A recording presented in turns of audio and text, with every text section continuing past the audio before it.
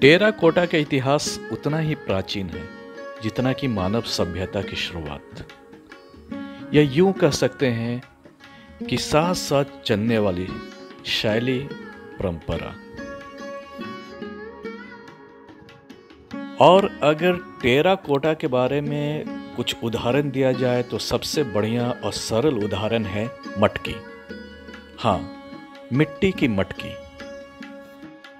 Terracotta एक eco friendly तकनीक है जिसमें सिर्फ और सिर्फ नेचुरल वस्तुओं का ही प्रयोग होता है। आजकल तो टेराकोटा तकनीक से बहुत सारी वस्तुएं बनाए जाने लगी है, जैसे खिलौने, मिट्टी के बर्तन, cup plate, wall clock, lamp और ऐसे ना जाने हजारों चीज़ें। और तो और आजकल तो मिट्टी से बने वस्तुओं का एक क्रेज चल चुका है, एक नया ट्रेंड चल चुका है।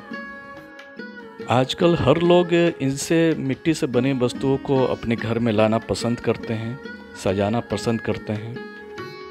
अगर हम इसका इतिहास जानेंगे, सिंधु सभ्यता काल, मौर्य काल से मिली वस्तुएं जो कि टेराकोटा से निर्मित हैं, जो आज भी म्यूजियम में संरक्षित हैं।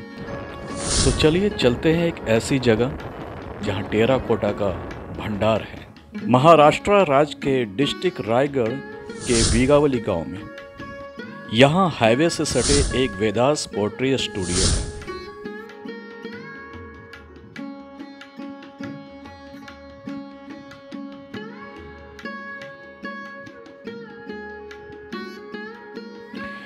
इस स्टूडियो को बहुत ही अच्छे तरीके से बनाया गया है, एक शांत वातावरण में, वादियों के बीच, एक गांव में।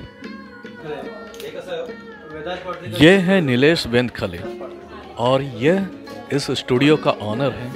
इन्होंने ही इस स्टूडियो को डेवलप किया अपने गांव में और ये टेराकोटा के एक्सपर्ट हैं। यहाँ का वातावरण, यहाँ का माहौल कला के लिए बिल्कुल उपयुक्त है। यहाँ इनका वर्कशॉप और गैलरी दोनों है और ये साथ ही साथ बच्चों और बड़ों के लिए हमेशा वर्कशॉप का आयोजन भी करते रहते हैं, अपनी ज्ञान को उनके बीच विस्तारित करते हैं। आजकल मोबाइल और इंटरनेट के ज़माने में अपने बच्चों को थोड़ा सा हटकर कला और मिट्टी से लगाव के बारे में बताएं तो यहाँ दो बातें निकल कर आएंगी। पहला कि बच्चे अपने जीवन में हमेशा सकारात्मक रहेंगे और दूसरा कला और मिट्टी से जुड़ कर रहेंगे। बच्चों के लिए आधुनिकता भी आवश्यक है, ये मानता हूँ, पर आधार को समझना और एक बौद्धिक स्तर या इंटेलेक्चुअल सोच को उनके अंदर डेवलप करवाना, ये एक अलग बात है। ये एक अलग चैलेंज होता है पेरेंट्स के बीच।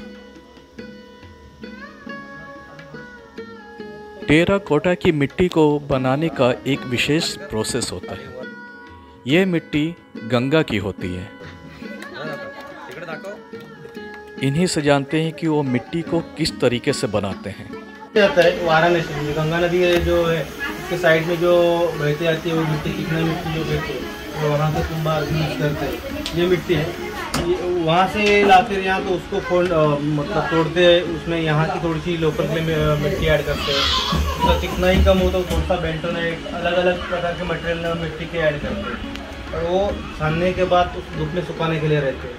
ये जो स्लरी होता है वो सुखाने के लिए रहता है। ये स्लरी का ये इस मिट्टी में कन्वर्ट हो जाता है, तब नीडिंग करके उसको 1-2 महीने तक रखते हैं और फिर इसको यूज़ करते हैं। फिर बनाने के बाद वो मटेरियल फिनिश करते हैं। 2 दिन फिनिश में जाता है, 8 दिन सूखने में जाता है और पूरा सूखता है तो फर्नेस है, उसमें बेक करते हैं 1100 डिग्री पे।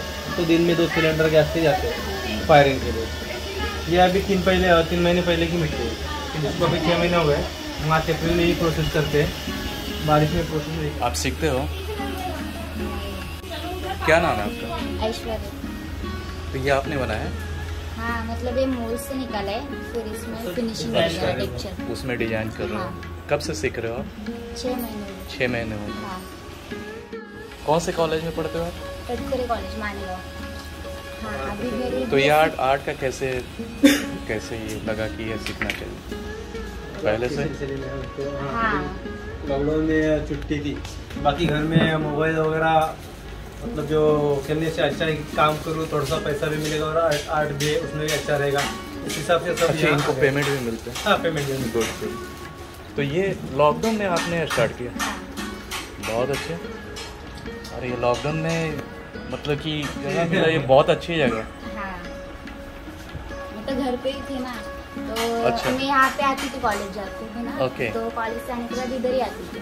तो फिर मैंने कहा सर से कहा कि मुझे भी आना है, तो सर ने कहा कि आ जाओ। आपका नाम क्या है?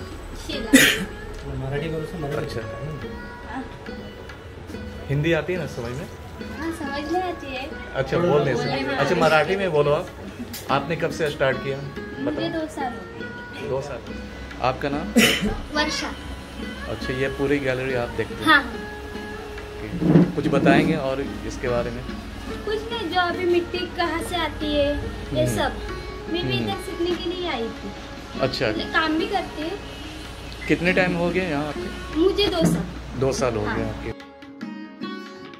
जब यहाँ लोग इस कला को सीखने के लिए आते हैं तो यहाँ किसी भी इंसान के लिए एक विचित्र दुनिया की अनुभूति होती है। और वैसे भी कला एक ऐसा माध्यम है जहाँ हम अपने आत्मिक जीवन को गढ़ते हैं, उसे रचते हैं और एक अलग अनुभव करते हैं, जिससे हमें एक अलग राह मिलती है अपने जीवन को जीने के लिए और उसे समझने के लिए। कला हमारे जीवन में हमेशा आगे बढ़ते रहने को सिखाता है और हमेशा कुछ नया रचने को प्रेरित करता रहता है।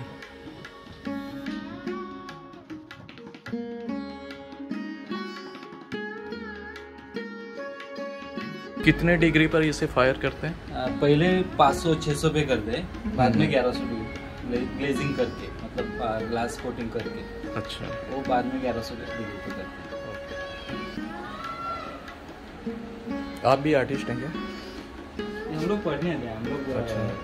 ये हस्बैंड वाइफ क्वांटिटी बना के अगर ये मोल्ड किया तो उसमें से मल्टीपल क्वांटिटी निकाल सकते हैं, मतलब थोड़ा टाइम बच जाता है, काम अगर रिपीट करना है वही काम। तो ये ओल का है, तो मोल्ड में से मल्टीपल क्वांटिटी कम समय में निकाल सकते हैं। अजय, ये फर्नेस है, इसमें बेक करते हैं 1100 डिग्री। भट्टी नहीं? हाँ। अच्छा, इसे क्या बोलते हैं? ये फर्नेस भट्टी, जो मटेरियल पूरा 8-10 दिन के बाद जो सूखता है, पूरा ड्राई होने का, इसमें लोडिंग, अभी ये लोडिंग चालू है। कितना टाइम लगता है इसमें? इसको लोडिंग के लिए एक आधा दिन जाता है, मतलब 4-8 घंटा जाता है, और फिर फायरिंग के लिए उसको 12 घंटा पकाना पड़ता है। 12 घंटे। 12 घंटा फायरिंग, 12 घंटा कूलिंग, तो 24 घंटा लगेगा। ये गैस के ऊपर चलता है। एक गैस से चलता है? हाँ, ये गैस के ऊपर चलता है। अलग रहता है। ये 2-3 कलर की मिट्टी रहती है, उसमें एक रेड कलर की शेड है, वाइट है, बेज कलर की है। तो फायरिंग के बाद ये इतना स्ट्रांग हो जाता है, इतना हार्ड हो जाता है।